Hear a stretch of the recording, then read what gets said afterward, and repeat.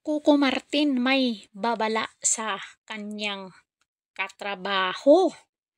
Kung may halo daw drugs, out ka na. So, tama naman yan.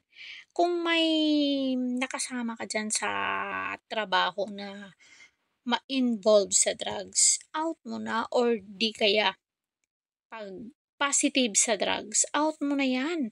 Hanggat maaari, iniwasan ni Coco Martin ang paulit-ulit na magbigay ng pera sa mga artista at iba pang taga-showbiz industry na humihingi ng tulong sa kanya. Mas gusto raw kasi ng kapamilya teleserye King na bigyan ng trabaho ang mga taong ito kaysa paulit-ulit na mangungutang o manghingi ng tulong pinansyal. Oo, kasi hindi naman pwedeng hingi kayo ng hingi. Kailangan mapagtrabahuan nyo. Kailangan din may isip din kayo. Hindi naman, siyempre, paano na lang kung wala na yung taong hinihingian nyo kasi nasanay kayo sa hingi, di ba? So, magbasa tayo ng mangilan-ngilang komento dito.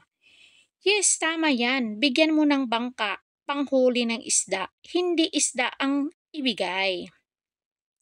Yes, walang iwanan yan sa taong binigyan mo ng pamingwit. That's correct. Sana all, sana ganito din sa gobyerno. Good job, Kuko. Basta may droga, lumayo na. Sana ganito ang mindset.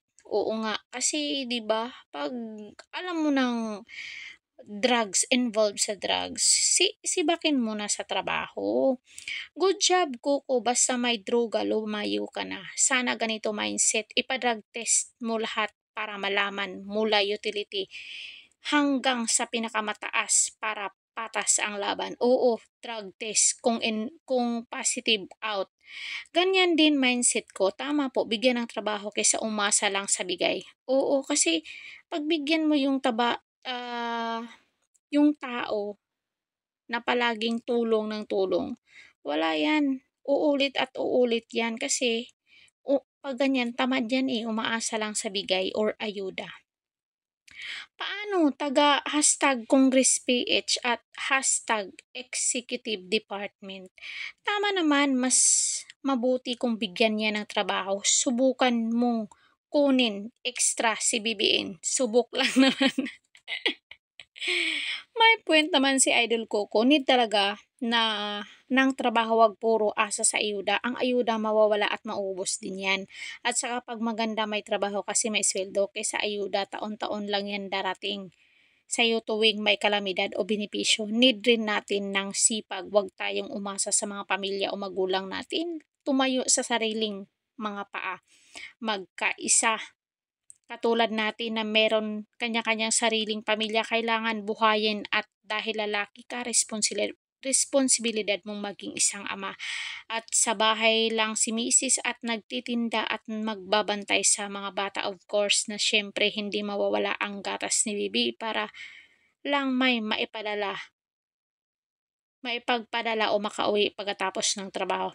Syempre naman, Kuko Martin, alangan ibigay mo, pamimigay mo ng pamimigay, 'di ba? Dapat paghirapan nila para matuto sila mahirap ang pera. Paano naman kung hindi kaya mag-work, 'di ba? At matanda or may sakit na. Tulungan mo lang yung close sa iyo sa financial din. Mag-guest sa Batang Quiapo 1 week or 3 times lang like Anjo Eliana, William Martinez. Mabrik patay agad. Iba inis binerasyon saglit lang. Magkano ba talent fee ng ganon? Sayang, balak ko pa naman mangutang sa kanya, di na pala pwede. Okay naman kung trabaho ang ibigay niya, doon na lang ako kay Don Marsing ako mag-loan kahit malaki ang patong. Pero yung palabas nila puro tungkol sa drugs at carnapping. Di ba ang nagbibinta siya ng drugs sa Batang Quiapo. Kaya pala hindi niya sinasama sa mga teleserye noon ang isang magaling na aktor, pero baka nagbago na ngayon. Si ano yun? Kalimutan ko sino yun. Buti na lang walang adik sa Malacanang. Sana all. Sabi naman ni Marvel, pang-energize lang naman daw ang droga lalo na kung puyatan.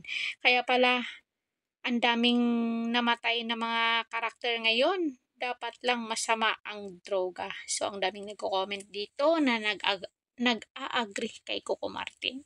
So, anong sa inyo dito mga marites? Comment down kayo dyan. Kung bago pa lang kayo dito sa ating channel, please hit the notification bell para more updates kayo sa aking mga latest trending balita dito sa showbiz at a little bit politics. Karided Official TV hanggang sa muli and thank you so much.